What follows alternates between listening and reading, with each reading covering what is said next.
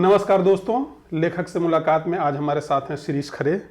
उनकी ताज़ा किताब नदी सिंदूरी हमारे पास है, जो अभी परसों ही जिसका लोकार्पण हुआ है। इस पे हम बात करेंगे। इस पे हम लोग पहले उनकी एक चर्चित किताब जो बहुत ज़्यादा चर्चित हुई है, एक देश 12 दुनिया, उस पर हम लोगों ने बात पहले नहीं की थी, इसलिए इसी मौके पे उस पर भी बात करेंगे और थोड़ा शिरीष जी के निजी जीवन के बारे में, उनके लेख की यात्रा के बारे में भी बात करेंगे। तो शिरीष जी, आपका स्वागत है लोकमत पर। जी जी। हम आपसे ये पूछना चाहेंगे, अपना थोड़ा पृष्ठभूमि बताइए कि लेखक, आप तो अब लेखक के रूप में जाने जाते हैं, तो इससे पहले आप क्या करते थे और किस तरह से लेखक बनने तक कैसे पहुँचे? मेरा जो गांव है वो है मदनपुर, और ये मदनपुर जो है वो भोपाल से 200 किलोमीटर दूर पर है। और मैं वहाँ पढ़ाई कर रहा था और 12वीं तक ऐसा कुछ भी नहीं था कि जीवन में क्या हो, क्योंकि वहाँ पर जो है महत्वाकांक्षाएं दूरदर्शन देखकर होती हैं कि दूरदर्शन जब हम देखते हैं, फिल्में देखते हैं, तो हमें ऐसा बनना चाहिए, वैसा बनना चाहिए। और आकर्षण जो है वो दूरदर्शन देखते हैं, और जो बस निकलती थी वो कस्बा ले जाती थी, तो वहाँ पर थोड़ा आकर्षण दिखता था, कस्बाए। और मैंने कभी सोचा नहीं था कि मैं मतलब 12वीं पास करके भोपाल आऊँगा और पढ़ाई करूँगा। लेकिन संयोग ऐसा बना कि मैं पत्रकारिता में आया और पत्रकारिता की पढ़ाई भोपाल में करी। और मुझे सबसे ज़्यादा डर लगता था रोड क्रॉस करने में, क्योंकि गांव ऐसा था जहाँ पे ट्रैफिक सिस्टम को हमको समझना नहीं पड़ता था। तो फिर अब ऐसा हुआ पिछले 20 सालों में कि मैं बहुत सड़कें शहरों की क्रॉस कर चुका हूँ, एक बहुत लंबी यात्रा करी। लेकिन इस यात्रा में जब मैं पीछे देखता हूँ, तो मैंने भोपाल जब पहुँचा था, तो मुझे एक चीज़ बहुत बड़ी अजीब लगी थी कि बहुत सारी चीज़ें बिक रही थी, और बिकते हुए मैं चीज़ें देख नहीं रहा था, अमरूद और ये।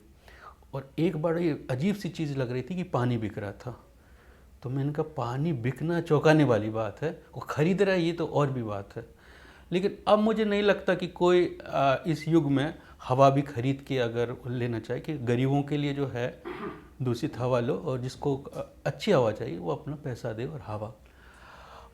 तो अच्छा, इस दौरान मैं गांव जाता हूँ तो सड़क तो चमचमाती बन गई है, पर टाइम उतना ही लगता है, क्योंकि बसें जो हैं वो अभी भी उसी तरह की खटारा बसें हैं।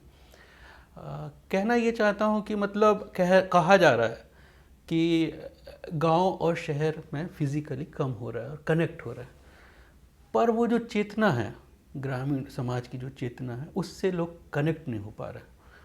और इस तरीके से मैं तो जर्नलिज्म का कोर्स किया, और कई सालों तक तो मुझे यही पता नहीं था कि करना क्या है। कभी एनजीओ, कभी आंदोलन, कभी बेरोजगारी में। लेकिन इन सारी चीज़ों ने आपके व्यक्तित्व को बनाया, यानी कुछ नहीं करने ने आपके व्यक्तित्व को बनाया, और इसी से बहुत सारी चीज़ें एक्सपीरियंस लेते गए। मुझे ये नहीं पता था कि मैं राइटर बनूंगा, लेकिन बहुत सारे जो एक्सपीरियंस थे, और एक्सपीरियंस में मैंने जब सोचना शुरू किया, जब तब ब्रेक लगा। क्योंकि मैं जब जर्नलिज्म करता था तो उसमें 200-800 शब्दों का लिखना होता था, लेकिन मेरे दिमाग में चलते रहते थे कैरेक्टर। और राइटर बनना बड़ा आसान इसलिए था कि आपने 1000 स्टोरी करी, उसमें से 100 स्टोरी आप निकाल दो और राइटर बन जाओ, मतलब आलेख। मुझे वैसा राइटर नहीं बनना था, मेरे को नए सिरे से करना था, लेकिन काम वही करना था जो आपके एक्सपीरियंस है, जिनसे आप गुजरे, एक सफ़रनामा। तो वो जो मेरे आलेख थे वो 15-20% उसका हिस्सा है। मैंने नए सिरे से इस पे काम किया और उसको लिखा, उसी यात्रा को लिखे, हाँसी पे छोटे भारत की तस्वीर की उन्हीं यात्राओं को लेकर लिखा जहाँ जहाँ से मैं गुजरा। और इसमें खुद को भी अपना एक कैरेक्टर बनाया, एक देश 12 दुनिया के अंदर। क्योंकि मैं जिस गांव से निकला था, जिस परिवार से निकला था, बहुत मतलब प्रगतिशीलता भी थी और रूढ़िवादिता भी रही होगी, जो आपके दिमाग में नहीं। लेकिन जब आपने यात्रा करी तो पीछे पलट के देखा, उन यादों में लगा कि हम कहीं कहीं रूढ़िवाद थे, अपनी धारणाएं टूट रही थी। तो वो धारणाएं एक लड़के के जो है गांव से आया है, मिडिल क्लास का है, वो धारणाएं कैसे टूटती जा रही हैं।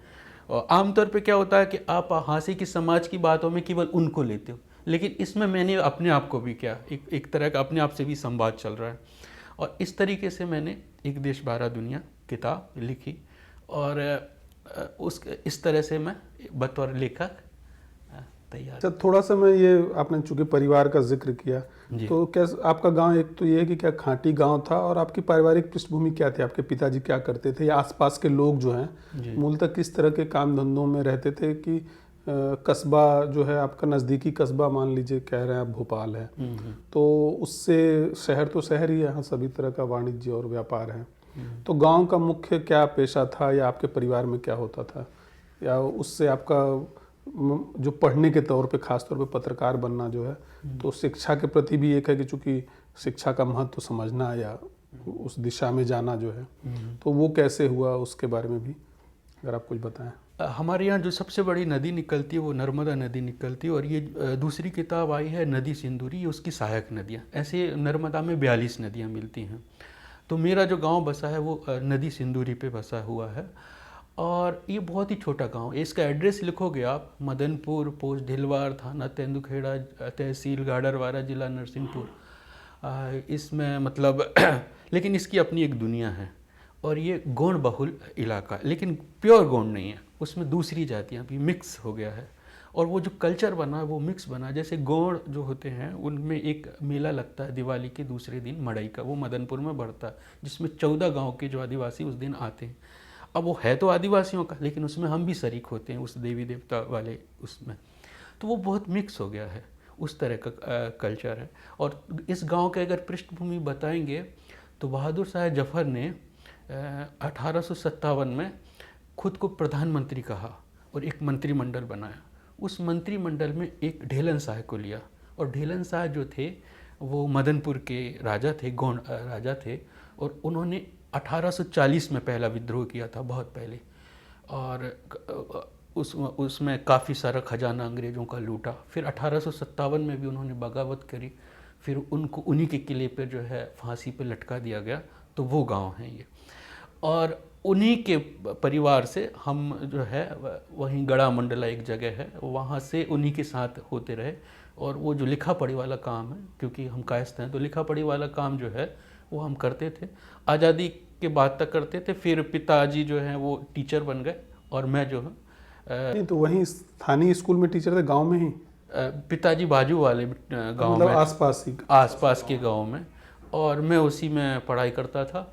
और हमारा सपना ये था कि शिक्षाकर्मी था, क्योंकि क्या है, जिनके पास पैसा होता था वो शहर जाते थे और डॉक्टर बनते थे या इंजीनियर बनते थे। तो तीन ही थे, डॉक्टर, इंजीनियर या शिक्षाकर्मी। और एक बहुत बड़ा तबका था जो कि दूरदर्शन देखता था, जिसकी महत्वाकांक्षा नहीं थी, वो केवल मनोरंजन के लिए देखता था, बागवानी करता था, और अपना ज़्यादातर किसान का काम करता था, क्योंकि नदी बहती है तो वो ज़्यादातर काम उनका किसानी वाला रहा।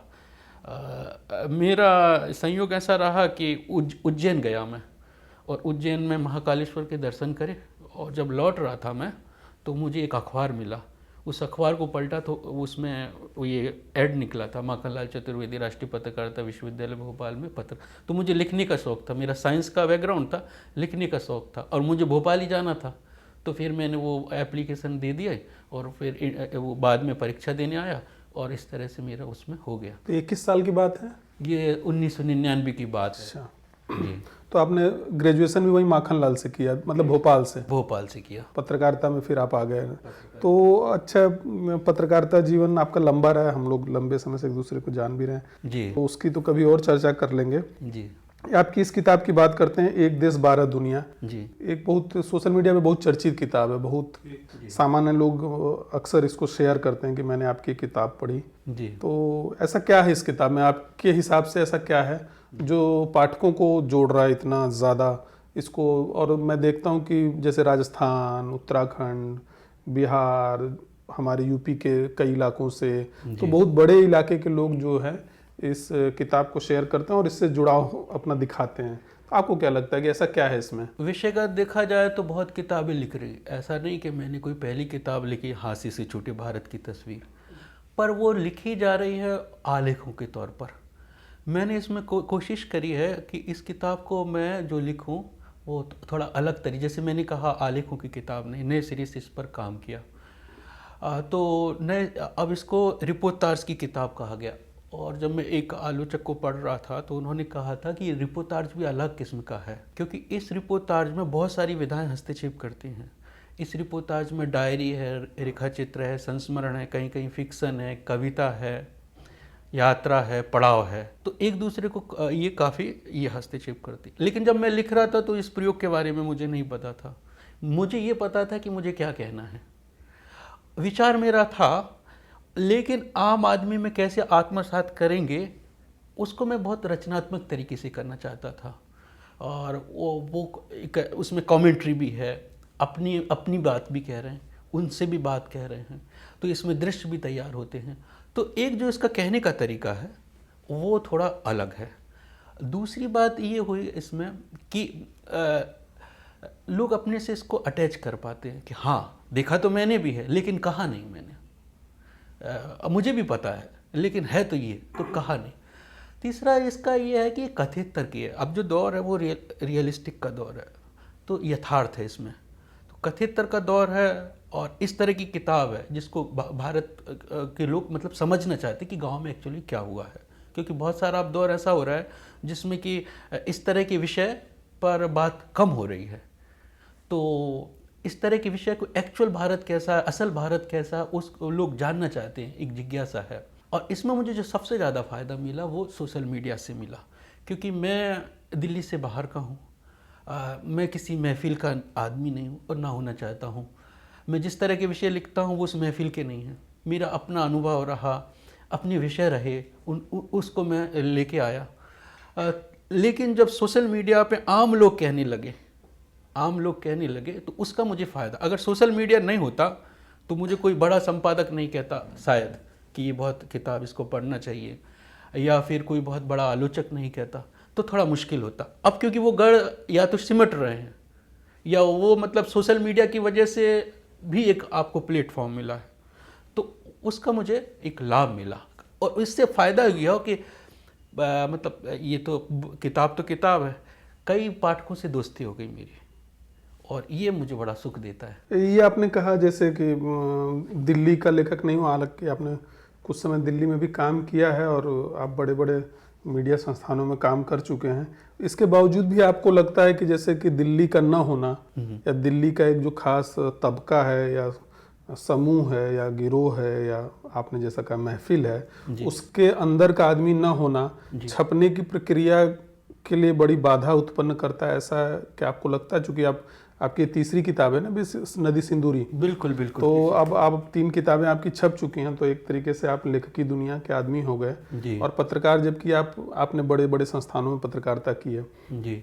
तो भास्कर में भी आप रहे हैं, शायद पत्रिका में भी रहे हैं, राजस्थान पर। हाँ, तो तहलका में थे आप जी। तो बाकी लगभग हर बड़े संस्थान में आप छपते रहे हैं, तो एक मीडिया में आपकी हम पहुंच थी। उसके बावजूद भी ऐसा क्या है जो ये दिल्ली का जो तबका है जो लेखक बनने से रोक देता है, या लेखक बनना की प्रक्रिया में उसका बड़ी निर्णायक भूमिका है, ऐसा क्या है? इसका मतलब ये है कि जैसे कोई नया राइटर है और बहुत अच्छा लिख रहा है, लेकिन ऐसी कोई व्यवस्था नहीं है, ऐसी कोई पारदर्शी व्यवस्था नहीं है कि आपने अच्छा लिखा, गुणवत्तापूर्ण लिखा तो आपको पहले मौका मिलेगा, ऐसा कोई व्यवस्था है नहीं। तो ये बड़ी मुश्किल बात होती है कि अगर आप मेल भेजो जो मतलब प्रकाशक ने दिया है उस पर रिप्लाई ना आए तो आप फ़ोन करो तो उठाए नहीं, तो ऐसी क्या व्यवस्था है कि मैं बहुत अच्छा लिख रहा हूँ लेकिन कोई तो आपको जो है वो कहे कि हाँ ये आपने अच्छा लिखा है, आप पहले आओगे उसके बाद कोई दूसरा आएगा। अभी जो चीज़ें हैं वो ये है कि आपसे अगर मेरी दोस्ती है, आपके इलाके का हूँ या आपकी जाति का हूँ या किसी ने रेफरेंस दे दिया तो वो पहले आ जाता है। तो ये मेरा अपना, मुझे लगता है ये मेरी अपनी चीज़ है। ये एक देश 12 दुनिया भी करीब 2 साल हो गए थे, इधर जा रहा था उधर जा रहा था, ये था वो था, लेकिन इसमें एक जो चीज़ हुई जो मुझे मौका मिला स्वाभाविक तौर पे वो ये था कि ज्ञान रंजन जी ने कहा कि आपके पास इस तरह के अनुभव हैं तो पहल में स्वागत है, आप एक सीरीज़ लिखिए। तो 2 से 3 मैंने उनके लिए लिखे। उससे जो इंटेलेक्चुअल जो था, हिंदी का जो बौद्धिक था वो मुझे पढ़ने लगा था, और उसमें से 2-3 प्रकाशकों ने मुझसे कहा कि इस पे किताब बन सकती है और आप इसको कोशिश करिएगा।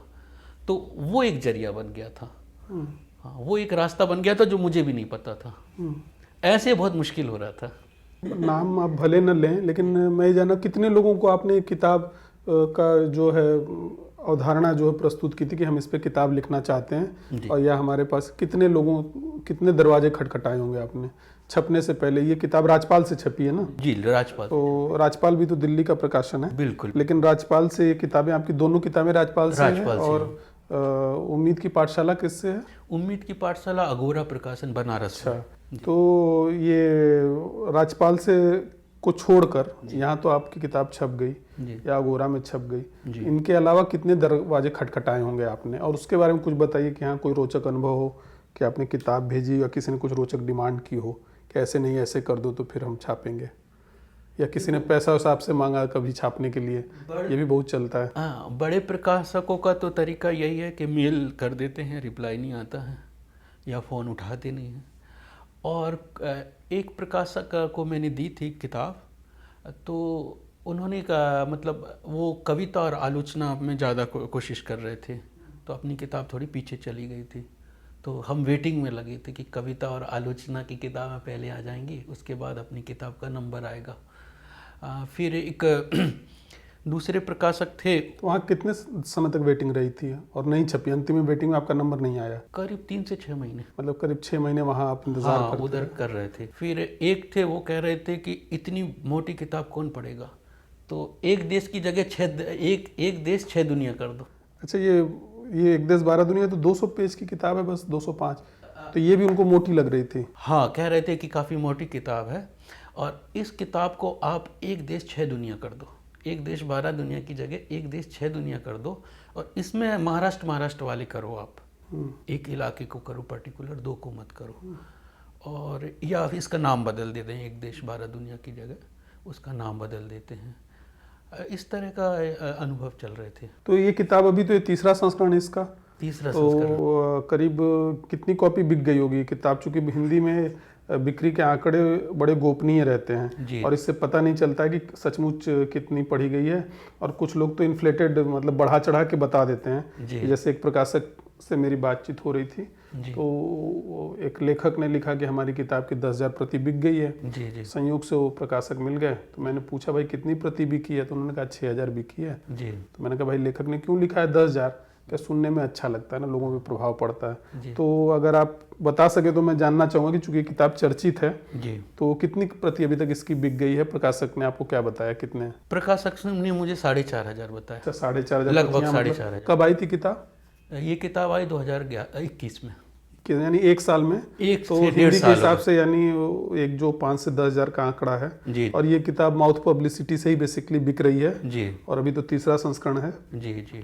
तो अच्छी बात है। तो लेकिन इस किताब की जो मैं आलोचनाएं समीक्षाएं पढ़ रहा था, और कुछ चूँकि किताब तो नहीं लेकिन आपकी रिपोर्ट्स और ज़्यादातर चीज़ें मैंने लगभग जो आप लिखते रहे हैं विभिन्न संस्थानों में, तो मैं पढ़ता रहा हूँ।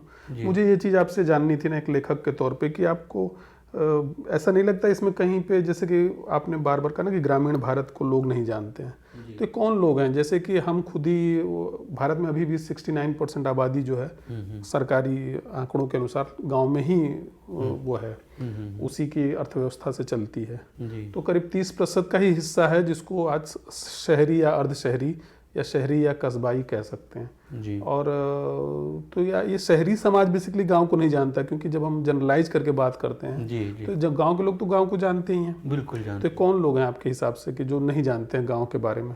ये तो जाहिर सी या बात है, भारत के बारे में आप कह लें तो ये भी जाहिर सी बात है कि वो लोग जैसा कहते हैं गांव को, गांव के लोग भी वैसे ही माइंडसेट बना लेते हैं गांव के बारे में, और फिर उस तरीके से उस तस्वीर को देखते हैं। जो तजुर्बे हैं, जो जैसे आज ही किसी ने ट्वीट किया था, बड़ा अच्छा ट्वीट, कि वो एक मुख्यमंत्री हेलीकॉप्टर से अपने संग एक खेती का औजार लेके निकले, तो बेसिकली कुदाल था। जी। तो एक बड़े मीडिया हाउस ने उसको चला दिया कि हल लेके निकले। जी। जी। तो किसी ने ट्वीट किया, हमारे एक मित्र ही हैं, जी।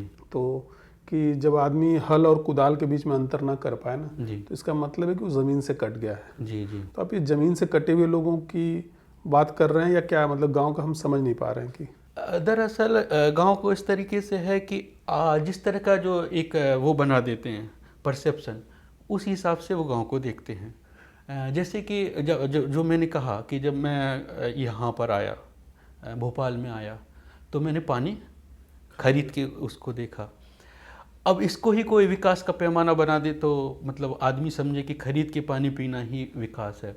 इसी तरीके से क्रम हुआ है। अगर आप किसी से पूछें कि गांव में क्या हुआ, तो वो बदलता है कि गांव में कुछ खास तरक्की हुई नहीं इन सालों में। जो उसका सामाजिक स्ट्रक्चर है वो भी करीब करीब वैसा ही है, और डेवलपमेंट भी उस तरह से हो नहीं रहे, बल्कि कई जगहों पे तो स्कूल बंद कर दिए हैं, अस्पताल बंद कर दिए हैं, सड़क बन गई हमारे यहाँ पर, वो जो है बस जो है आराम से चल रही। तो जो एक जो विकास की अवधारणा है, वो विकास की अवधारणा में वो ये मानते हैं कि जो शहर वाले सोचते हैं वही सही है। अब जो है इसमें एक बड़े पैमाने पे पिछले कई सालों में ये हुआ है, पलायन हुआ है, और इसी विकास को जिसको सही माना जा रहा है, और एक बड़े पैमाने पे विस्थापन हुआ है। पलायन और विस्थापन एक बहुत बड़ी समस्या हो गई, और उसके बाद बहुविस्थापन हुआ है। तो ये जो है ये पूरा के पूरा जो चीज़ें हो रही हैं, उस परिप्रेक्ष्य में मैं मतलब उसको देखता हूँ कि अब जैसे सड़क है उसको पैमाना माना कि विकास का पैमाना, पर वहाँ से आपके कांटा छाटी के सामान तो बहुत जा रहे हैं, लेकिन पलायन उसी रास्ते से होके आ रहा है। तो उस तरह का ये चीज़ें चल रही हैं। और पिछले 20 सालों में ऐसा नहीं था। जैसे ये नदी सिंदूरी है, ये बहती थी और अभी ये लगभग ख़त्म हो रही है। तो डेवलपमेंट गांव में किया है, डेवलपमेंट ऐसा लगता है कि गांव में हो रहा है, लेकिन नदी सूख रही है। जाहिर सी बात है, नदी क्यों सूख रही है? नदी इसलिए सूख रही है कि जंगल कट रहा है, पहाड़ कट रहे हैं, क्योंकि जो वहाँ की नदियाँ जो हैं वो हिमालय की नदियों से अलग हैं। हिमालय की नदी में क्या होता है, गंगा है जो बर्फ़ पिघली और वो गंगा बन जाती है। हमारे यहाँ की नदियों में क्या होता है, मध्य प्रदेश और इधर की नदियों में, कि जंगल रहेगा तो नदी रहेगी। उसकी वजह क्या है कि एक तो क्या होता है, जो जंगल होते हैं वो बादलों को खींचते हैं और पानी बरसता है। दूसरा क्या होता है, जो पानी बरसा तो वो अपने अंदर जो टहनियों में ना उसमें पानी रख लेते हैं, और जब गर्मी आती तो जड़ों से उसको सोखते हैं। उससे जो नदी रहती है वो सदा नीरा रहती, 12 मासी रहती है। पहाड़ वहाँ के स्पंज जैसा काम करते हैं। जब पहाड़ आप खोदोगे, जंगल काटोगे, माइनिंग करोगे, तो बहुत सारी नदियाँ सूख गई हैं। हम हमेशा बात करते हैं बड़ी नदियों की, लेकिन बड़ी नदी जो बनती है वो सहायक नदियों से बन रही। और इसी तरह की एक नदी है नदी सिंदूरी, वो भी लगभग सूख रही है। तो गांव को हम इस तरीके से समझें कि भाई विकास हो रहा है, लेकिन जो है नदी तो सूख रही है। तो वो समझने वाले लोग नहीं हैं, वो उस तरह से समझने वाले लोग नहीं हैं गाँव को कि किस तरह से इसका विकास हो। क्योंकि अब क्या हो रहा है, जो ऐसा दौर चल रहा है विकास का, कि वो एक रणनीतिक शब्द हो गया है कि आप इसको विकास कह दो, अगर वो विनाश भी है तो इसको विकास कह दो। सुधार बार बार कह रहे हैं, दरअसल वो बाजार है। पुनर्निर्माण जहाँ जाए समझ जाओ निजीकरण हो रहा है। तो ये एक रणनीति के स्तर पर शब्द बन रहे हैं, और रणनीति के स्तर पर जब शब्द बन रहे हैं तो हम गाँव को नहीं समझ रहे हैं। एक उदाहरण मैं देना चाहता हूँ। किसी बहुत बड़े साहित्यकार ने कहा कि निजीकरण से आम आदमी को क्या फ़र्क पड़ता है। मैंने उनको समझा है कि क्या फ़र्क पड़ता है, क्योंकि अभी जो साहित्यकार हैं वो नीतिगत बातों से कटे हुए हैं। हमारे मध्य प्रदेश में पहला ऐसा स्टेट है, राज परिवहन की बसें बंद हो गई।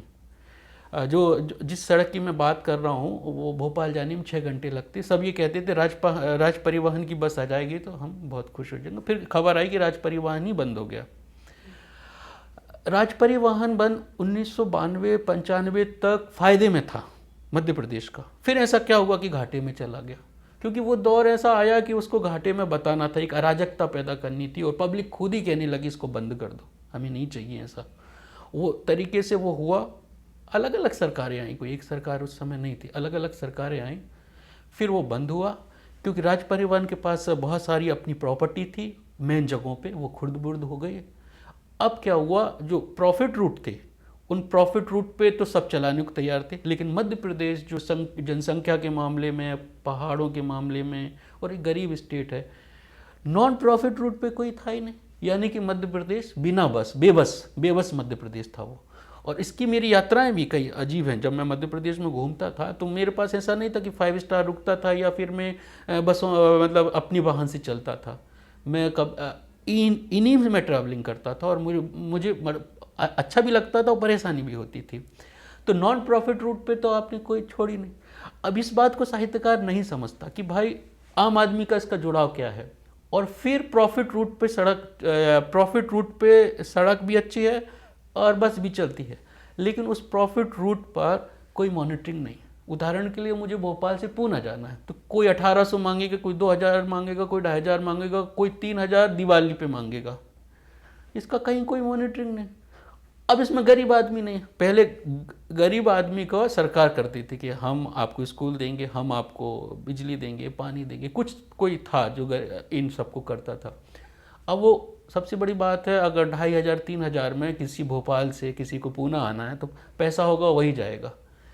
तो ये गांव की जो बहुत बड़ी समस्याएं हैं, उस लिहाज से वो मतलब बहुत सारे लोग समझते नहीं गांव को। गांव में केवल गांव को समझना नहीं, उसके नीतियों से उसको समझना। बहुत सारे लोग उसको समझते नहीं। इसलिए मैंने वो पानी वाला उदाहरण आपको दिया कि पहली बार पानी बिकते देखा हमने। वो कहीं ना कहीं वो आधुनिक विकास की बात मैं कर रहा हूँ, आधुनिक विकास पर सवाल उठा रहा हूँ और उसको निजीकरण के आयाम से देख रहा हूँ। मैं अब बार बार जब से बातचीत शुरू हुई है और इन दोनों किताबों एक देश 12 दुनिया और नदी सिंदूरी, दोनों की जो केंद्रीय विचार है एक तरीके से वो मिलता जुलता है और आपकी बातचीत से भी उभर रहा है कि विकास बनाम विनाश जो है और निजीकरण बनाम सरकारीकरण। तो अच्छा, अभी आपने बहुत रोचक बात कही कि गांव के लोगों, आपको लगता है कि गांव के लोग भी अब शहर की नज़र से खुद को सोचने लगे हैं। तो इसमें तो एक सवाल ये पैदा होता है कि क्या ऐसा है कि कुछ लोगों को लगता है कि उनकी नज़र ही सबसे सही नज़र है और अगर उनकी नज़र से ना देखा जाए तो फिर वो नज़र जो है उधार की नज़र हो जाएगी। कि अब मान लीजिए जैसे कि लोकतंत्र है, तो लोकतंत्र बहुमत से चलता है और चूंकि अब बहुमत को दबाने के लिए भी कई तरह के तर्क आ जाते हैं, बोले ये बहुमतवाद है। तो होता क्या है कि अभी तक जो दुनिया का इतिहास है, पिछले कुछ 100 साल को छोड़ दीजिए, तो बहुमत की सुनी ही नहीं गई है। हमेशा एक छोटे से लोग जिनकी ताकत रहती है वो चीज़ों पे कब्जा कर लेते हैं और बेसिकली सैन्य ताकत के दम पे चीज़ें चलती रही हैं। चलिए, सैन्य ताकत के बजाय जनमत की ताकत की बात आ गई। तो जनमत की ताकत कुछ भी आप कर लीजिए तो गत्वा बहुमत से ही चलेगी।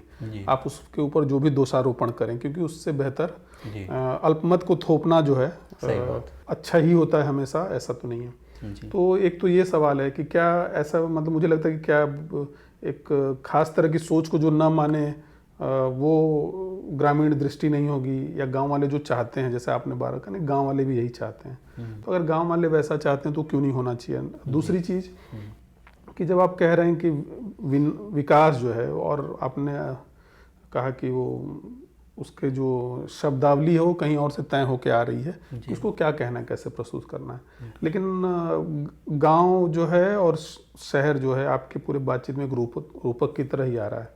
तो आपको क्या लगता है कि विकास क्या है, आप जिसको विकास मानते हैं, क्योंकि पूरी बातचीत से, और ये चूंकि ये पूरे उसका बन चुका है कि हमेशा कंप्लेन, शिकायतकर्ता के रूप में प्रस्तुत होकर बात करने की जिम्मेदारी दूसरे की है और आपकी जिम्मेदारी केवल शिकायत करने की है।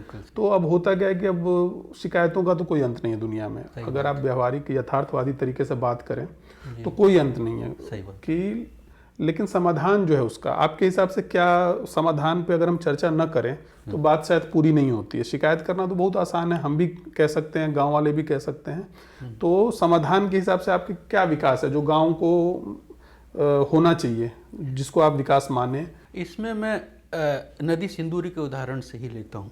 जब गांव में नदी सूख रही तो हमारी जिम्मेदारी होनी चाहिए कि हम ऐसी छोटी नदियों को कैसे बचाएं, लेकिन इस तरीके से उस पर कहीं कोई बात नहीं हो रही। बात क्या हो रही है कि नर्मदा के पानी को लाया जाए तेंदुखेड़ा में, नर्मदा के पानी को लाया जाए मदनपुर में। अब ये नर्मदा के पानी को आप मदनपुर तेंदुखेड़ा में क्यों ला रहे हैं, जबकि 25 साल पहले हमारे अपनी नदी का पानी हमें मिलता था और हमारी अपनी बावड़ी थी, हमारे अपने तालाब थे।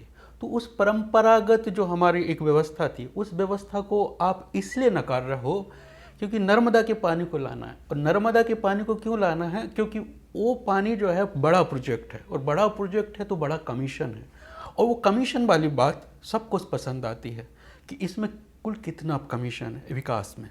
तो वो ये जो है नदी को बचाने की बात, बावड़ी को फिर से पुनर्जीवित करने की बात, इसकी बात उसकी बात नहीं। वो फिर विकास माना जाता है कि नर्मदा का पानी हम 100 किलोमीटर दूर से लाएंगे और पिलाएंगे। अब इसमें एक इमोशनल इशू और डाल देते हैं कि नर्मदा हमारी मैया है और उसका एक धार्मिक महत्व, उसको पीने से आदमी पवित्र होता है, और हम वो आपको ला रहे हैं। तो पूरा समाज जो है वो कहता है हमें नर्मदा मैया का पानी चाहिए और हम पैसा देके उसको खरीदेंगे और आना चाहिए। तो ये जो स्थिति है कि आपको अपनी नदी बचाना चाहिए। अब नर्मदा किस किस को पानी पिलाएगी? नर्मदा एक नदी है, वो खुद भी सूखने की कगार पे है। बहुत सारी सहायक नदियां हैं, जब वो भी सूखने की कगार पे है तो ये है कि इंडस्ट्री को उसको पानी पिलाना है, किसानों को उसको करना है। नहरें वहाँ से बन रही हैं, कई सारे बांध वहाँ बन रहे हैं, बिजली उसका है। उसके बाद आप देखो छोटे छोटे, पहले शहरों में गए, फिर छोटे छोटे गांव में गए, अब गांव वालों को भी पानी चाहिए और छोटे गांव को पानी चाहिए। यानी शहर कस्बे से गांव वालों को केवल नर्मदा का पानी चाहिए। तो इस तरह का जो विकास है, उस विकास से मतलब समाधान ये है कि आप अपने पानी को बचाओ। इसमें आप दूसरा उदाहरण मैं देखता हूँ, क्षिप्रा नदी ऊपर है, नर्मदा नदी नीचे है। क्षिप्रा नदी सूख रही, क्षिप्रा को रिचार्ज करना चाहिए। उन्होंने कहा कि नर्मदा नदी से क्षिप्रा में पानी डालेंगे और नर्मदा और क्षिप्रा जो दो बहनें हैं उनको आपस में जोड़ देंगे, और जो है उसका एक धार्मिक महत्व उसको समझाया गया कि दो बहनों का है। अब इससे लिफ्ट होता है पानी, यानी कि गुरुत्वाकर्षण, पानी ऐसा बहता है, हाँ, ऊपर से नीचे, नीचे से ऊपर जाए ऊपर। तो उसमें पैसा बहुत लगेगा, पंपिंग होंगे, ये होगा वो होगा, बड़ा प्रोजेक्ट है। तो बड़ा प्रोजेक्ट, जितना बड़ा प्रोजेक्ट होगा उतना मतलब फायदा है।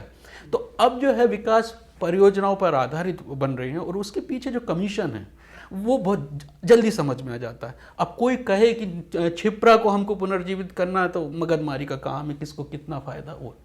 तो ये क्रिएट किया हो गया है, और इसका समाधान वही है कि भाई आप अपनी नदियों को बचाओ।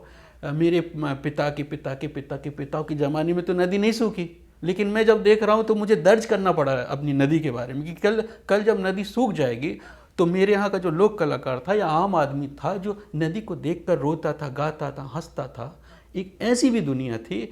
वो दुनिया जब ख़त्म हो जाएगी तो लोग साहित्य में उसको पढ़ेंगे कि एक ऐसा भी गांव था, छोटी नदी का गांव था, उसकी अपनी संस्कृति थी। क्योंकि नर्मदा और सिंदूरी में एक फ़र्क है। नर्मदा को लोग पवित्र मानते हैं, सिंदूरी को ऐसा नहीं कि पवित्र नहीं मानते। सिंदूरी का एक सामाजिक दृष्टिकोण है। सिंदूरी में कर्मकांड और वो सारी चीज़ें नहीं हैं, और ज़्यादातर वो ट्राइब्स वहाँ रहते हैं, और नर्मदा में इस तरह की चीज़ें हैं। अब क्या हुआ है कि नदियों को देखने का हमारा जो एक तरीका वो बदल गया है। पहले हम नदियों से डरते थे क्योंकि हमको पता था नदी बेकाबू है।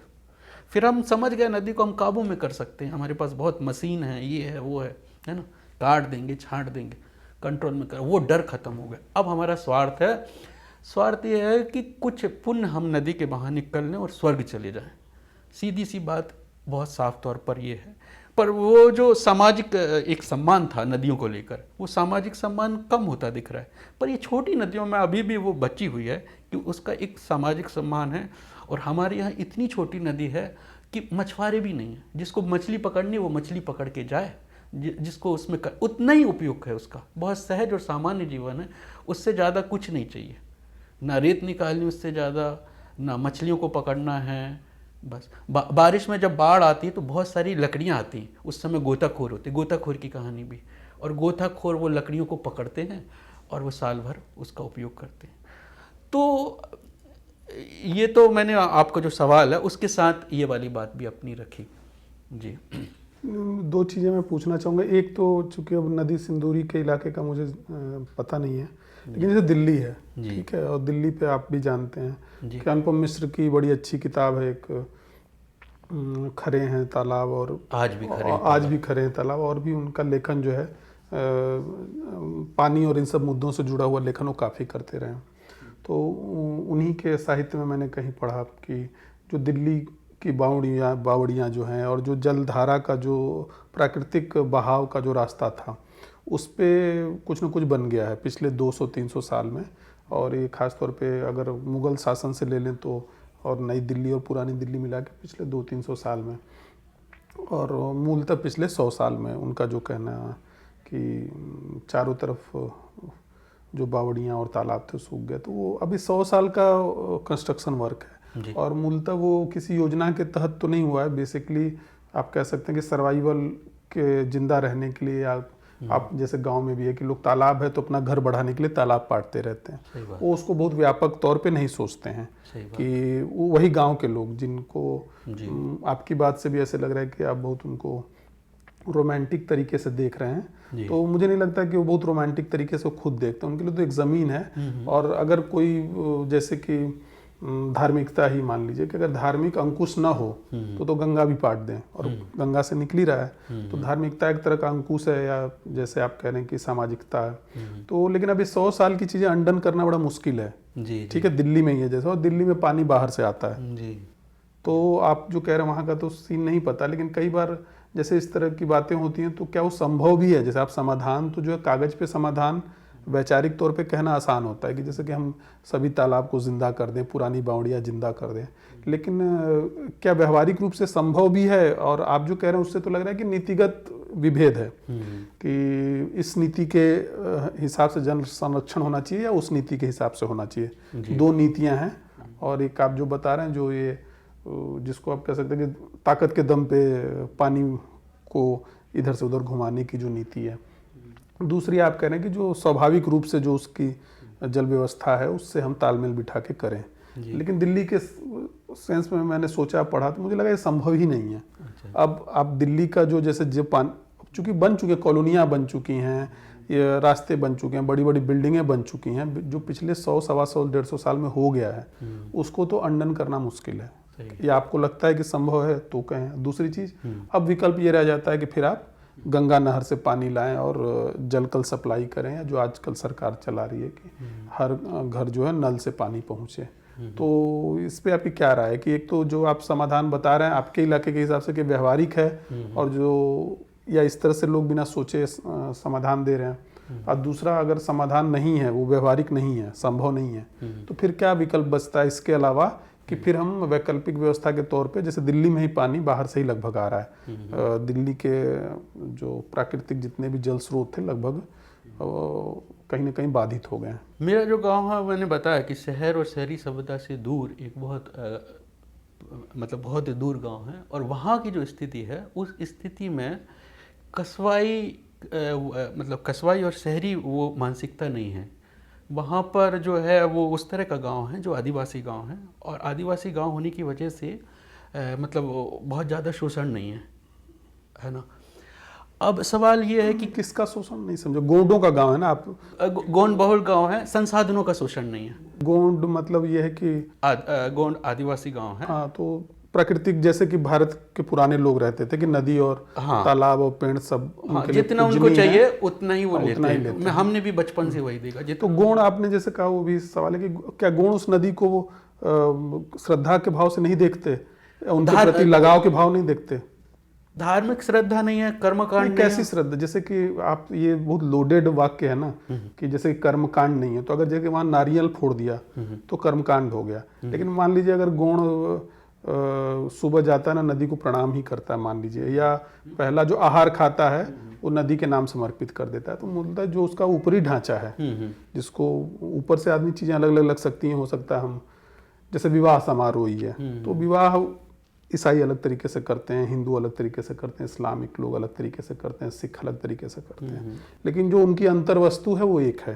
अंतर्वस्तु ये है कि स्त्री और पुरुष जो है और साथ रहना चाहते हैं या रहेंगे, तो विवाह संस्था उसको कहते हैं। तो नदी के प्रति जो आस्था है या पेड़ के या प्रकृति के प्रति जो आस्था है वो बेसिकली वो एक भारतीय आस्था कह लीजिए, हिंदू आस्था स्वाभाविक है और हमेशा ही है। अगर मैंने कहीं देखा कि जैसे छोटा सा भी तालाब हो तो लोग जल के प्रति वो आस्था रखते हैं, क्योंकि जल ही जीवन वाला जो विचार है, ये जुमला बाद में आया होगा, लेकिन ये भारतीय संस्कृति या हिंदू संस्कृति में है कि प्रकृति के अंदर जो चीज भी है वो पूजनीय है। जैसे आपने कहा ना कि गोंड प्रकृति के बीच में ही रहते हैं, और कहीं जैसे आप नर्मदा में अगर जैसे बालू खनन है, इस तरह के जो आधुनिक उद्योग हैं जिनमें लालच जुड़ा हुआ है, अगर उनको छोड़ दें तो आज से अगर 50 साल पहले भी देख लें तो नर्मदा का तो मुझे नहीं पता, लेकिन जैसे गंगा है तो गंगा का संरक्षण वो कोई ये नहीं सोचता था कि हाँ गंगा का जो है गंगा का पानी पवित्र है, लेकिन गंगा के पानी का बिजनेस नहीं होता था, क्योंकि उसमें भी लोग मानते थे कि उसका दुरुपयोग करना जो है गलत है। तो धार्मिकता उससे विकसित हो जाती है। तो गोंड जो है क्या वो नदी के प्रति एकदम निष्प्रिय है, निर्मम है, बिस्लरी वाटर की तरह ट्रीट करते हैं कि बस ये पानी है, पिया और फेंक दिया? कर्मकांड से मेरा मतलब ये है कि कर्मकांड से मतलब इस तरह की एक्टिविटी नहीं करते जिससे कि नदी गंदी होती है।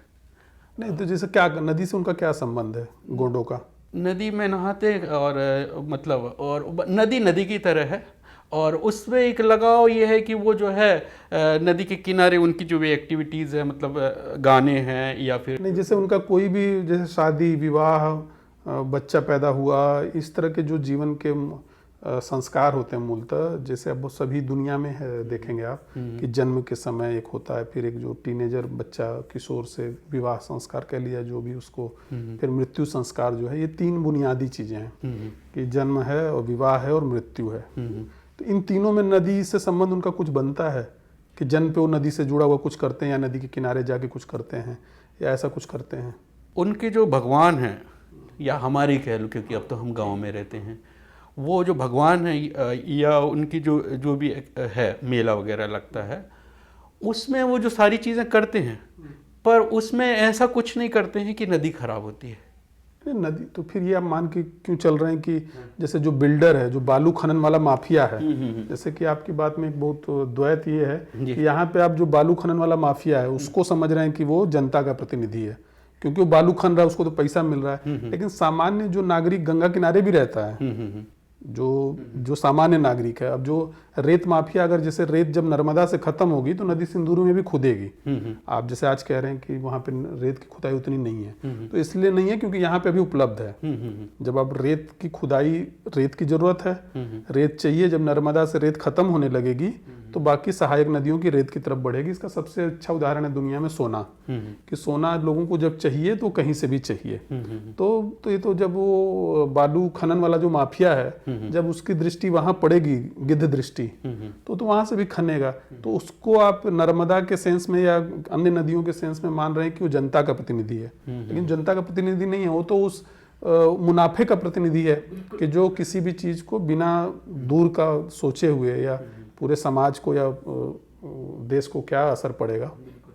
अब इसमें कर्मकांड का जो मैं ये इस पॉइंट ऑफ व्यू से रख रहा हूँ कि जब ये सारी धार्मिक गतिविधियाँ होती हैं तो उस नदी पे दबाव बढ़ जाता है, और उस जैसे नर्मदा में ऐसा क्या होता है जिससे नदी पे दबाव बढ़ जाता है? नर्मदा पे मतलब बहुत सारी जो धार्मिक क्रियाक्रम होते हैं उसमें बहुत सारा पनी है। पन्नी क्या होता है? पन्नी जो प्रदूषण, पन्नी तो कहीं भी, ये तो देखिए पन्नी से नर्मदा 50 साल पीछे जाइए। नर्मदा का इतिहास जैसे आपने कहा ना कि पानी जो है आप जैसे इस पीढ़ी से पहले आपने कहा ना कि मेरे पिता, उसके पिता, दादा से पानी चला आ रहा था, अभी जाके बाधित हो गया। तो नर्मदा को या गंगा को भी आप इस तरह से मत देखिए ना कि अभी 50 साल में पन्नी आ गई। पन्नी पे तो अभी जैसे यूपी में बैन लगा हुआ है, एमपी में भी बैन होगा। हम कह रहे हैं 50 साल पहले जाके बताइए कि नर्मदा में ऐसा क्या करते थे लोग जो नदी सिंदूरी से अलग करके नर्मदा को, आप चूंकि बार बार आपकी बातचीत में आ रहा है कि कर्मकांड के कारण, और जैसे ऐसे लग रहा है कि धार्मिक जो क्रियाकलाप है उनके कारण नर्मदा दूषित हो रही है। तो और नदी सिंदूरी में ऐसा नहीं है। तो ये जो एक द्वैत अभी चलाया जा रहा है, और मुझे लगता है कि हाँ बहुत ही, मुझे लगता है सुपरफिशियल है वो, क्योंकि आप 50 साल पहले देखें तो नर्मदा में तो 3000 साल 4000 साल पुरानी नदी होगी। तो उतने सालों से नर्मदा जो है खत्म नहीं हुई, क्योंकि धार्मिक संस्कार तो पहले भी होते थे, और उसकी एक वहन क्षमता होती है कि जैसे कोई नदी है कि कितना नमक डालते हैं ना, तो एक लिमिट से ज़्यादा वो भर न जाए, पट न जाए। तो 2000-3000 साल से जिस चीज़ को नर्मदा सहती आ रही है, उस चीज़ को अचानक से आप उसको धर्म और कर्मकांड से जोड़ रहे हैं, और ऐसा लग रहा है मुझे बार बार। तो क्या अंतर है, मैं नहीं समझ पा रहा हूँ। अंतर इसमें यह है कि मैं उसमें एक आयाम बता रहा हूँ, कर्मकांड को मुख्य नहीं बता रहा हूँ कि कर्मकांड की वजह से कोई नदी जो है वो सूखने लगती है। उसमें एक छोटा सा आयाम है, एक छोटा सा फैक्टर। मुख्य बात जो है वो मैंने बताई कि वहाँ पर बहुत सारी इंडस्ट्री हैं, जंगल कट रहे हैं, ये मुख्य बात है।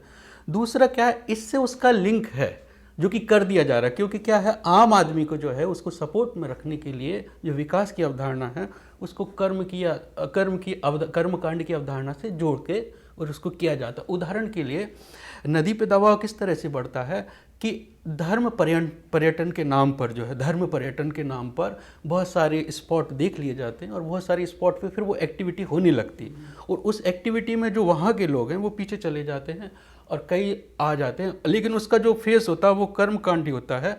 और उसके बाद जो मैंने बात करी जिसकी वजह से नदी को खतरा होता है, वो अदृश्य रहता है, लेकिन मुख्य बात वही होती है व्यापार की। तो उस लिहाज से मैंने कहा कि जो है वो नदी मतलब एक तो विकास अभी तक बची इसलिए थी कि वहाँ विकास की नज़र नहीं लगी थी, और इसको कर्मकांड, क्योंकि नर्मदा में क्या है, कर्मकांड को आगे रख के और फिर ये किया जा रहा है। मैंने 2 उदाहरण दिए, एक तो पानी आपको नर्मदा का ही मिलेगा, दूसरा आपको लिफ्ट करके लिए जाया जा रहा। तो ज़्यादा जो बातें हो रही हैं वो बातें तो मतलब कर्मकांड को आगे रख के किया जा रहा है।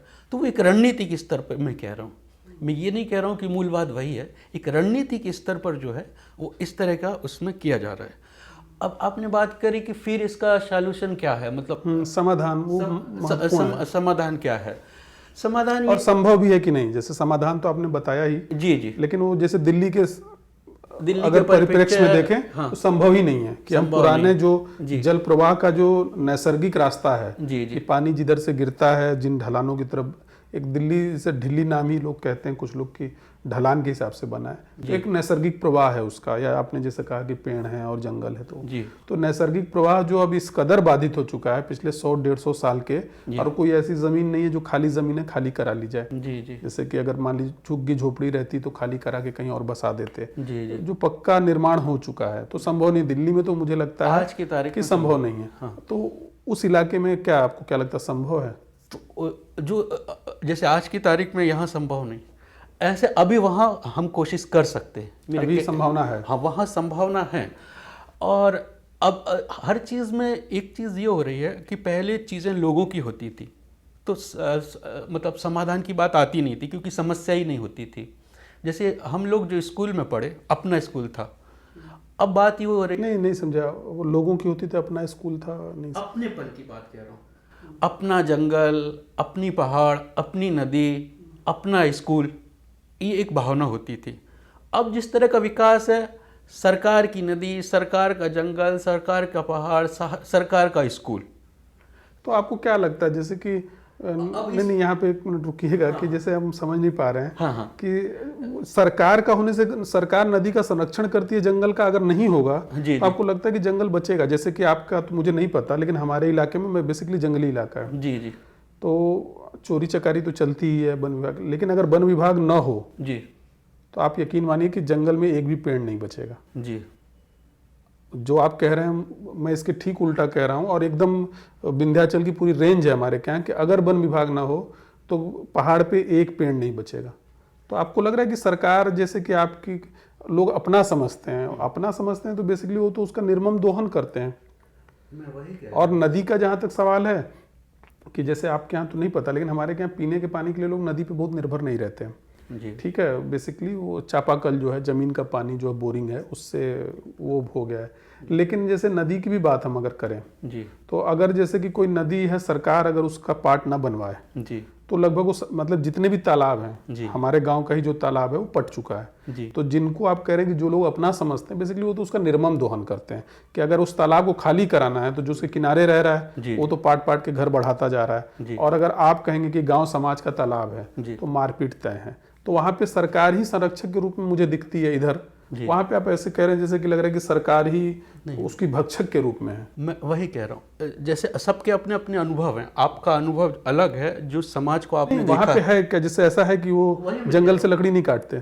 वही मैं कह रहा हूँ, मैं सारी चीज़ों को एक बार में कह देता हूँ। जैसे आपका समाज है, वो जिस तरह का समाज है वो अलग तरह का समाज है, मैं जिस जगह पे रहा वो अलग तरह का समाज है। ये समाज वैसा ना बने, बात ये है कि नहीं वैसा नहीं है। तो वहाँ पे लोग जंगल से लकड़ी नहीं काटते हैं, अपने नहीं बेचते हैं। मैं बता रहा हूँ वो सारी चीज़ें, इतने सालों तक जंगल था, वो उनकी ज़रूरत ही नहीं थी उस स्तर तक। मतलब जंगल का बड़े पैमाने पे कटना, ये तो सरकार, ये तो नीतिगत निर्णय, क्योंकि इतने सालों से जंगल था, जंगल नहीं कटा। जंगल आप जैसे कि 2 चीजें हैं इसमें, 1 मिनट रुक जाइए कि जंगल है जैसे, तो आदमी जंगल क्यों काटती है सरकार, आपको क्या लगता है? मैं आपको बता देता हूँ। नर्मदा के किनारे मतलब काफ़ी जंगल हुआ करते थे, है ना। जब कोई विकास की परियोजना आएगी तो जंगल कटते हैं। तो जैसे अभी रुकिए एक मिनट, अभी जैसे ताजा किसी ने बहुत अभी वायरल हो रहा था बेसिकली जी। कि पूरी दुनिया में और कम से कम भारत के क्षेत्र में आप देखेंगे कि ज्यादातर आबादी जो है ना गंगा नदी के किनारे बसी है। दुनिया में पूरे हर नदी के किनारे आबादी बसती है। ये शहरी सभ्यता का एक, हमारे यहाँ की जो नर्मदा नदी है बहुत समय तक तो वहाँ पॉपुलेशन नहीं थी और वो साफ नदी थी, वो साफ नदी है अभी भी गंगा की जैसे तुलना आदमी में। वहीं बसना चाहता है नदी के किनारे, तो वो नगरीय पेड़ तो सभ्यता काट के ही बसा होगा कहीं भी। तो नगरीय सभ्यता है बहुत नहीं, जैसे कि नगरीय सभ्यता, अच्छा आप गंगा के किनारे की जो सभ्यता है वो नगरीय सभ्यता, हाँ, हर नदी का अपना एकदम एक कल्चर है। और नर्मदा की और सिंधुरी नदी की जो सभ्यता है वो नगरीय सभ्यता नहीं है, वहाँ जंगली सभ्यता है, वहाँ गौंड रहते हैं, भील रहते हैं, बहुत समय से रहते हैं, बहुत पुराना जंगल है। उस पुराने जंगल में कटता नहीं था, कटने की शुरुआत 70 के दशक में हुई और बड़े पैमाने पे साफ कर दिया गया, और उसके पहले तक तो नहीं। आप चाह रहे हैं कि जैसे कि गोंड और भील जो है जी उसी तरह से रहे हैं, मतलब मैंने तो नहीं कहा, तो फिर कैसे भी होगा? मैंने तो नहीं कहा। गौंड और भील अगर उस जगह पे रहे तो वहाँ बहुत अच्छे स्कूल बनना चाहिए। बस्तर में बहुत सारे स्कूलों को बंद कर दिया गया, वहाँ बहुत अच्छे अस्पताल बनना चाहिए, बहुत अस्पताल वहाँ नहीं रहते। अस्पताल है मान लीजिए बनना चाहिए, आप कह रहे हैं जी जी। कि अस्पताल बनता। बस्तर में जब आर्मी के आदमी को गोली लगती तो रायपुर भेजा जाता है एम्स में, वहाँ तो वहाँ आपकी प्राथमिकता में ही नहीं।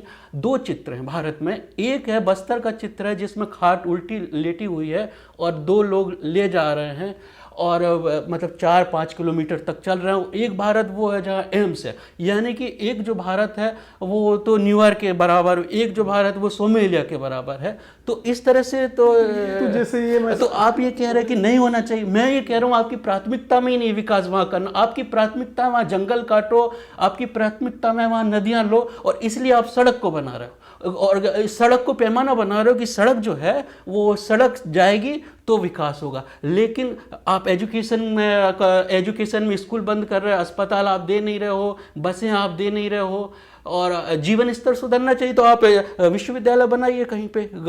लेकिन आप विश्वविद्यालय क्यों नहीं बनाते? किस रीजन में है जो बड़े बड़े विश्वविद्यालय वहाँ बनते हैं? सारे विश्वविद्यालय नगरों में बनते हैं।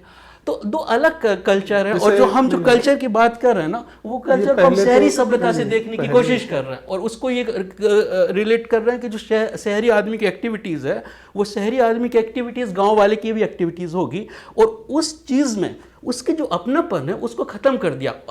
वही मैं कह रहा हूँ, आप जिस समाज की बात कर रहे हैं वो ये कह रहा है कि सरकार की हमको इसको हड़प लेना। हम जिस गांव से आते हैं वो कह रहा है नदी हमारी है और हमें इसका कोई मतलब नहीं, अपना उसकी अपनी छोटी छोटी ज़रूरत है।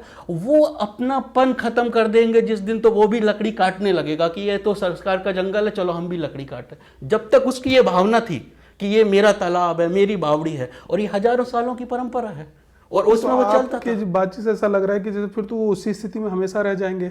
क्यों रहेंगे अच्छी स्थिति में? आप ये कहो कैसे उनका, जैसे कि जंगल का कटने में मतलब विकास होगा, जंगल कटना नदियों के मरने में विकास होगा। आपने विकास कर दिया, नदी सिंदूरी सूख गई, इस विकास का क्या मतलब है? नहीं, इस विकास का कोई मतलब नहीं है। तो बेसिक जड़ तो यही ना, जड़ ये नदी का सूखना, नदी का सूखना। किस विकास की बात कर रहे हैं? हाँ, आप उनको एजुकेशन दो, आप एजुकेशन नहीं दे रहे हो। एजुकेशन आप अस्पताल दो, आप अस्पताल। नदी के सूखने का विकास से क्या लेना देना? देखिए ये तो बहुत ही मतलब भावुक किस्म का उत्तर हो गया। मैं ये जानना चाहता हूँ, नहीं सही में जी, कि जैसे कि गोंड है मान लीजिए, वहाँ रहते हैं, कोई भी नहीं जंगल में आप जैसे एक गोंड भी है और हम भी हैं, मैं भी कास्ट हूँ। तो आप मान लीजिए वहाँ के स्थानीय निवासी हैं जी, लेकिन आप खुद ही वहाँ नहीं रहते हैं, आप उस जीवन को नहीं अपनाना चाहते हैं जी, तो आपको ऐसा नहीं लगता कि ये डबल स्पीकिंग हो गई कि जिस जीवन को आप नहीं स्वीकार कर रहे हैं और आप चाहते हैं कि वहाँ के स्थानीय लोग उसी जीवन में बने रहें? मैं चाहता हूँ कि वहाँ पर वो रहे, लेकिन आप अपना बताएं ना। आप अपना बता रहा हूँ, क्योंकि देखिए एक बहुत बड़ी चीज़ है, बहुत सारे लोग हैं जो 2 जून की रोटी के लिए मतलब अपना गांव नहीं छोड़ना चाहते, और बहुत बड़ी पॉपुलेशन तो केवल 2 जून की रोटी के लिए गांव। मेरी महत्वाकांक्षा है तो मैं बाहर निकला, वो मेरी स्वतंत्र विचार है, पर 2 जून की रोटी के लिए। और आपको मैं उदाहरण बताता हूँ, 90 के दशक में पहली बार बरगी डैम बना, उनको कहा कि आपको डिस्प्लेस कर रहे हैं, तो डिस्प्लेस करा चुटका में। अब चुटका में परमाणु बिजली बन रही, यानी दूसरी जो पीढ़ी है, पहली पीढ़ी ने भोगा विस्थापन। मैं ये समझना चाह रहा हूँ ना कि जैसे गांव है ना, गांव की एक अर्थव्यवस्था होती है। भारत करीब 2000-3000 साल तक तो कम से कम ग्रामीण अर्थव्यवस्था चलती रही। तो ग्रामीण अर्थव्यवस्था में जैसे आप कह रहे हैं ना कि 2 जून की रोटी। एक गांव है, मतलब कृषक समाज है। गांव का मतलब जैसे अगर आप गोंडों का तो मुझे नहीं पता कि अगर वो जंगली हैं तो खेतिहर कितने थे और वन उपज पे कितने पल। हमारे के यहाँ भी जंगल है, तो हमारे के यहाँ जो जंगली लोग हैं, जो जंगल में रहते हैं, जंगली मतलब ये, तो उनका जो जीवन है बेसिकली वो वनोत्पाद जिसको कहते हैं उसके आसपास चलता है, ठीक है। और जैसे लकड़ी काट लेना, फिर उस लकड़ी को बाजार में जाके बेच देना। बाजार इन द सेंस कि गांव में लाके जिसको लकड़ी, चूँकि खाना बनता है लकड़ी पे बनता था, तो लकड़ी बेच दिए, वो लकड़ी और ले लिए और अपना उसी से जीवन चल रहा है। फिर महुआ तोड़ लिए, महुए का पत्ता बना लिए, तो पत्ता ले जाके पान वाले को बेच दिए। तो जो वनोत्पाद है उसके ऊपर निर्भर थे लोग। और गांव, अगर उनसे जो पहाड़ है, तो जैसे ऊपर पहाड़ है, आपके यहाँ तो नहीं पता, हमारे यहाँ जैसे वो गांव से थोड़ा सा ऊपर चढ़ेंगे तो पहाड़ है, गांव से नीचे खेत है, तो दोनों परस्पर निर्भर थे। लेकिन उसकी एक सीमा है कि जैसे कि अब गांव में 2 जून रोटी या क्या पैदा कर लेंगे। अगर आप जो बता रहे हैं, आपके हिसाब से ऐसा लग रहा है कि जो इसको बंद अर्थव्यवस्था कहते हैं, कि उसी जंगल में उसी के आसपास के लोग अपने से रहें, जो उनकी अर्थव्यवस्था है और जो चीज़ें हैं उसके हिसाब से जीवन जिएं जो उनका, तो इसको बंद अर्थव्यवस्था कहते हैं। तो उसकी एक सीमा नहीं है कि अब जैसे कि अगर मैं तुलना करूं, अगर जो पहले परंपरागत रूप से हमारे जो जंगल में रहने वाले थे, हमारे तरफ मुसहर हैं ज़्यादातर जो जंगल में रहते हैं, तो उनकी जो अर्थव्यवस्था है वो तो बहुत सीमित है। 2000 साल से वही है, 2 रोटी का खाना खाना और उस पर जीना और अपना कुछ हल्का फुल्का मनोरंजन करके जी लेना, जिसको कहते हैं कि मानवीय संभावनाओं को अगर कह लीजिए एक्सप्लोर करना। तो मुझे तो कोई ऐसा खास नहीं दिखता है कि जो उन्होंने अपनी संभावनाओं को मनुष्य के रूप में बहुत ज़्यादा एक्सप्लोर किया है जीवन यापन के अलावा। ठीक है, ये बात सच है कि वो चूँकि लकड़ी उतनी ही चाहिए जितना जलाने की ज़रूरत है, चारपाई बनाने की ज़रूरत है। और चूँकि आधुनिक चिकित्सा या जिसको कह रहे हैं विकास की चिकित्सा, विकास अगर चिकित्सा लेके वहाँ न पहुँचा होता तो जीवन स्तर भी बहुत नीचे होता है, यानी 30 साल 40 साल जीवन प्रत्याशा। अगर आप उस रूट से नहीं गुजरेंगे तो आपको पता नहीं चलेगा कि जीवन स्तर क्या है। नहीं, उस रूट से जैसे कि उस हम तो बता ही रहे ना, उस रूट से हम तो देख ही रहे हैं। हाँ, मतलब तो आप बताइए कि माल न्यूट्रिशन की क्या स्थिति है भारत में, मतलब सरकारी आंकड़ा ही बताइए। देखिए आप ऐसी नहीं, दो बातें, नहीं एक मिनट रुकिए। आप पहले तो बहुत दो बातें कर रहे हैं। जब आपको जरूरत होती है तो आप सरकार बन जाते हैं, जब आपको जरूरत होती है तो जनता बन जाते हैं। अभी रुकिए, जैसे कि माल न्यूट्रिशन आपने बात की, एक शब्द है, तो माल न्यूट्रिशन सरकार ने वहां तो नहीं बढ़ाया होगा। जैसे कोई जंगली इलाका है, आप जब तक उस रूट को नहीं पकड़ेंगे, नहीं बताइए ना, जैसे जंगली इलाका है, मैं बता रहा हूँ, या जैसे कि जीवन दर है, जो जीवन दर है कि जीवन जीने की जो प्रत्याशा है, मान लीजिए 70 साल के करीब भारत में पहुंच रही है, तो आपको क्या लग रहा है कि वो स्थानीय निवासी जो हैं और जो उनका जीवन स्तर है या जो माल न्यूट्रिशन है वो सरकार के कारण है, या मतलब सरकार तो कहना गलत है, सरकार तो बदलती रहती है, तो मतलब ये जो प्रशासन होता है या नगरीय समाज है उसके कारण है, या वो जंगल की अर्थव्यवस्था में ही वो समस्या है कि उनको एक खास तरह की चीज़ों से ही जीवन गुजारना पड़ता है। मैं इसमें बता रहा हूँ, जैसे आप जब भूख की बात करते हैं, है ना, तो भूख की बात वही लोग जो हैं मेलघाट से या नर्मदा से वो शहरों में आते हैं, है ना, उसका रूट अगर समझना है, भूख का रूट आप उसी पे रुक के बताइए जहाँ पे, जैसे अब गांव में ही रह के बताइए। मैं 5 मिनट में बताता हूँ। तो भाई उसका रूट समझना है तो मेरा ये कहना है कि उसके रूट को समझने के लिए उसके गांव को, उसको जंगल में जाना पड़ेगा, तब वो रूट समझ में आता है।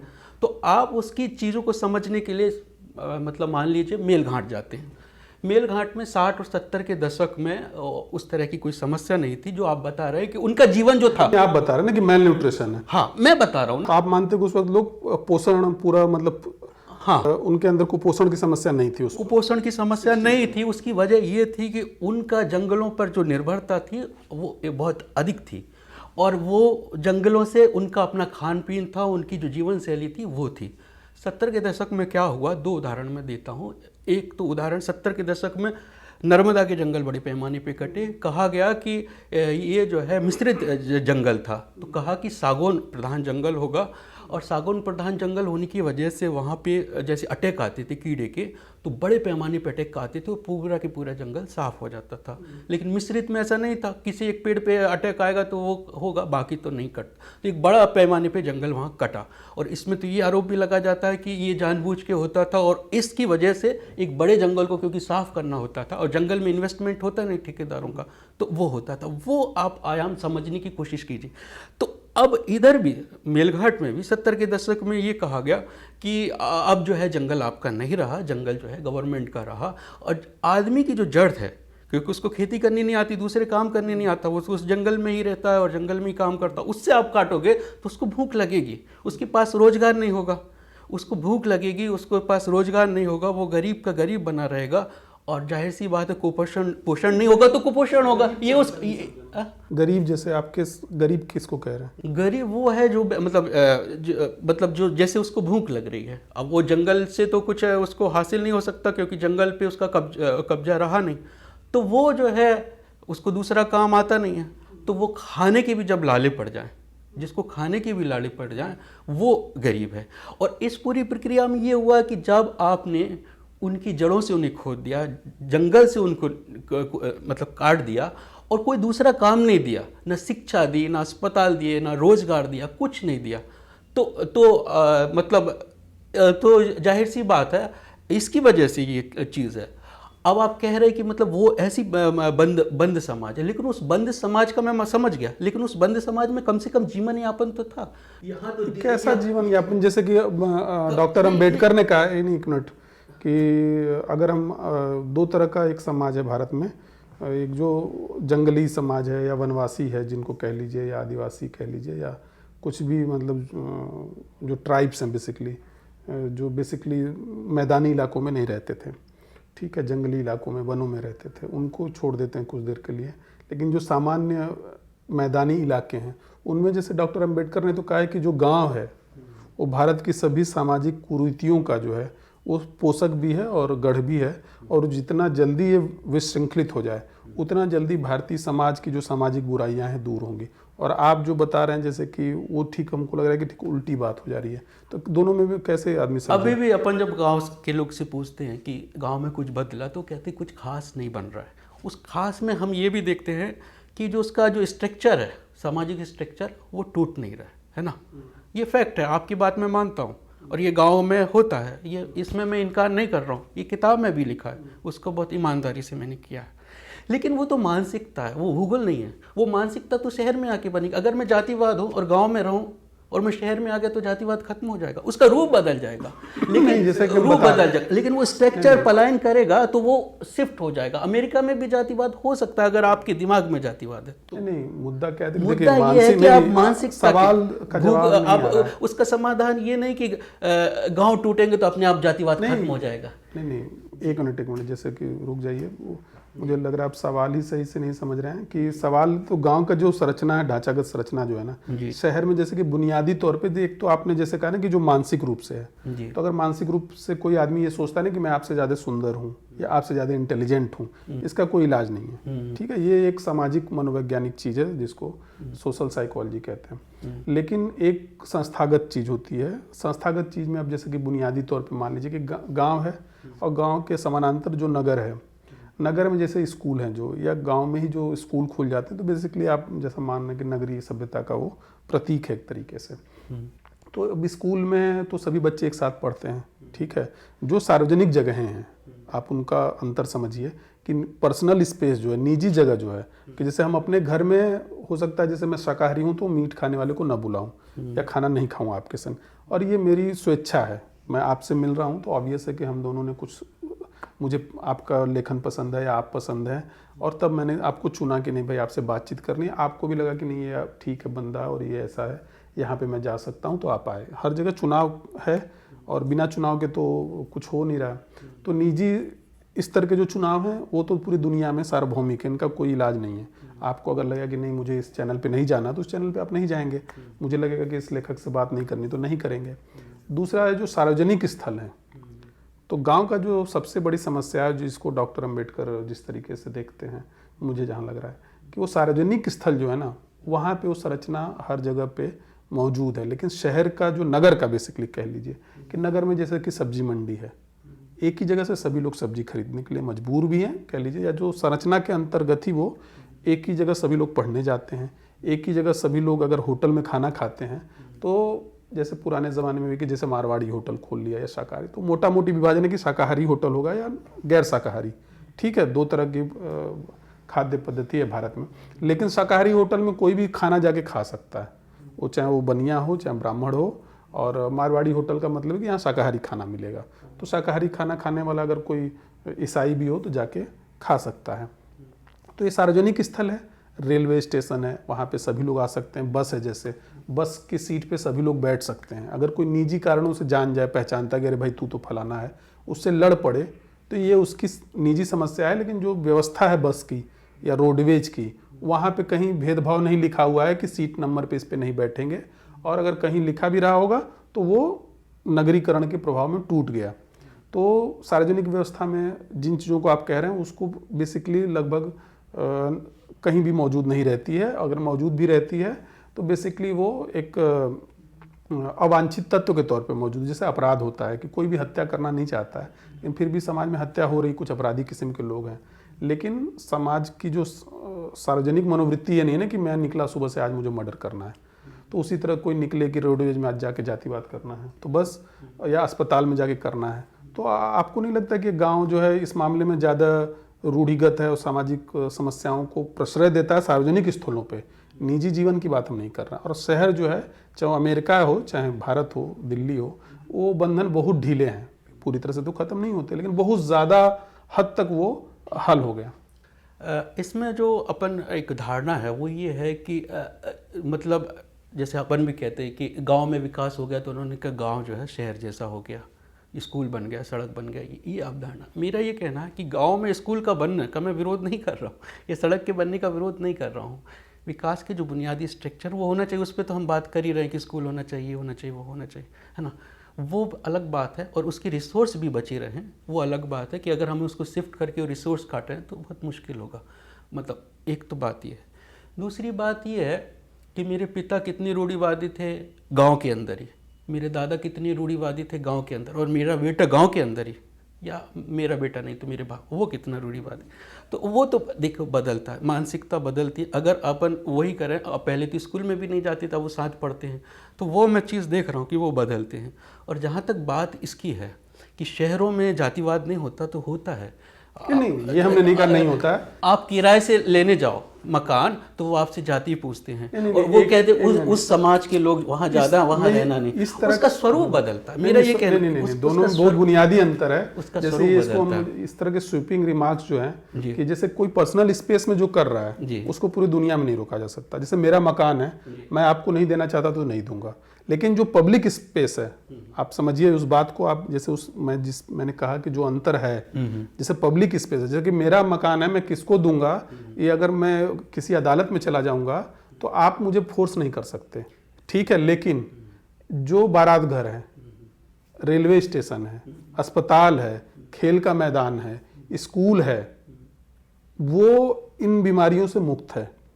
तो निजी स्पेस में पसंद नापसंद, अगर चूंकि जातिवाद तो एक बहुत बड़ा शब्द है और बुराई के तौर पे हमारे बीच में मौजूद है, लेकिन सामान्य तौर पे हम कहें कि अगर हमको, जैसे कि मान लीजिए आप कह रहे हैं कि जाति के आधार पे नहीं देते हैं, मेरा अनुभव है कि वकील को नहीं देते हैं घर दिल्ली में, बोले पत्रकार और वकील को घर नहीं देंगे क्योंकि फिर वो तो लफड़ा करते हैं हर बात में, कचहरी।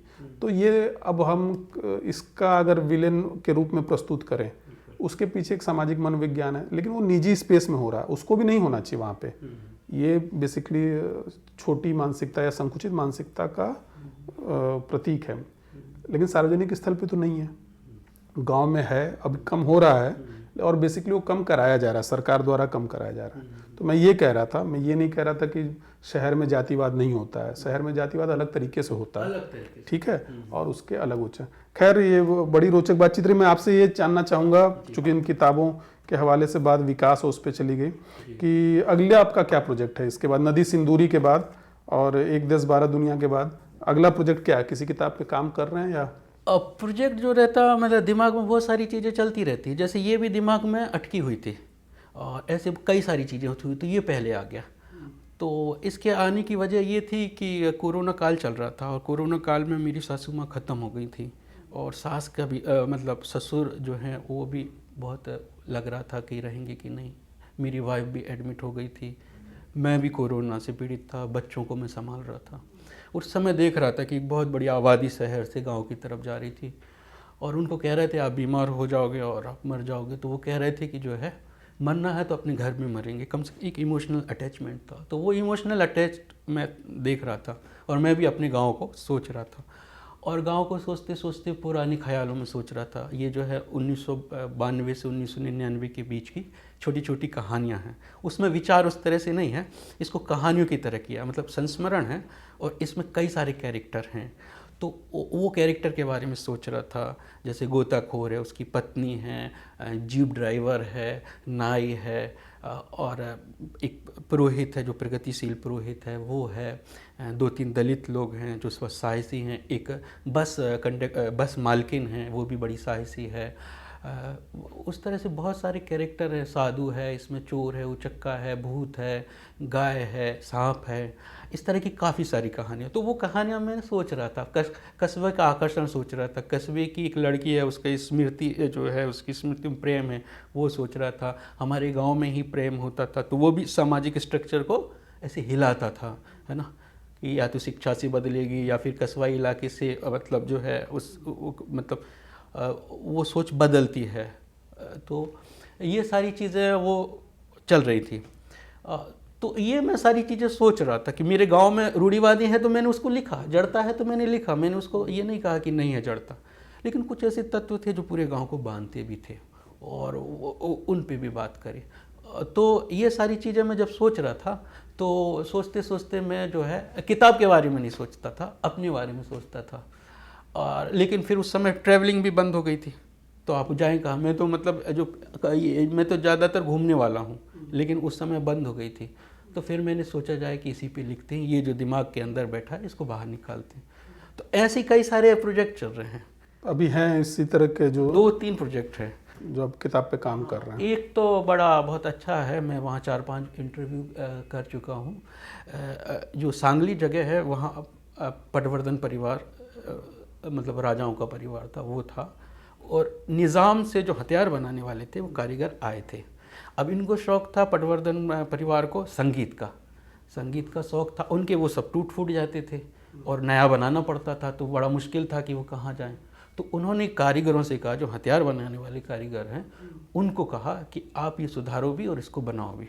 तो वो कलाकार थे, फिर वो संगीत बना, हथियारों की वजह संगीत के जो उपकरण हैं वो सारी चीज़ें बनाने लगे और वो कई पीढ़ियों से उसको बनाते आ रहे हैं। और उसका नाम ही है सितार वाली गली, और वो सारे जो है मुस्लिम हैं और उनके जो तार हैं वो हिंदुओं से भी है सांस्कृतिक तौर पर, क्योंकि वहाँ पर एक मज़ार है जिसमें हिंदू और मुस्लिम जितने भी बड़े गायक हैं देश दुनिया के वो आते हैं और वो उस पर करते हैं। और दूसरी बात, इन्होंने जो नाम रखे हैं वो सब हिंदू हैं, सरस्वती उनकी संस्कृति हिंदू है और धर्म जो मजहब है, हाँ वो जुड़ गए हैं आपस में। और जब मैंने उनसे पूछा तो वो क्या गए वो हिंदू संस्कृति में चूंकि कन्वर्ट हुए होंगे तो अपनी जो उनका कल्चर है उसको कंटिन्यू किया है और रिलीजन जो है उनका, और ये पूरे भारत में एक रहा है, जैसे बड़े बड़े जितने भी गायक हैं तो मतलब पुराने संस्कृति जैसे फारस में भी है तो वो अपनी पुरानी संस्कृति को कंटिन्यू रखे हुए हैं, यही इनका इस तरह से हुआ है। और तो इसमें मतलब ये जो है उस पे मैं लिखना चाहता हूँ, उसकी पूरी हिस्ट्री पे और आज की तारीखों पे और उनके क्या जुड़ाव हैं। एक तो वो ये जो है संगीत घरानों का जुड़ाव है, वो कर्नाटक को भी जोड़ता है और उत्तर भारत को भी जोड़ता है छोटी सी, और वो जो है उसमें क्या एक्सपेरिमेंट कर रहे हैं, किस तरह के अनुभव है, उस पर मैं सोच रहा हूँ किताब लिखूँ। बहुत बहुत अच्छा, आपको अगली किताब के लिए शुभकामनाएं और उम्मीद है कि उस किताब पे भी हम लोग चर्चा करेंगे, उसके बहाने चर्चा करेंगे।